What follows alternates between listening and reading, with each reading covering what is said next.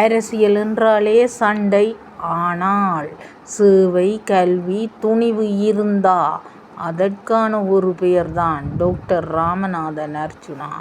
ஒரு மருத்துவர், மக்களின் வலியை நேரடியாக பார்த்தவர்.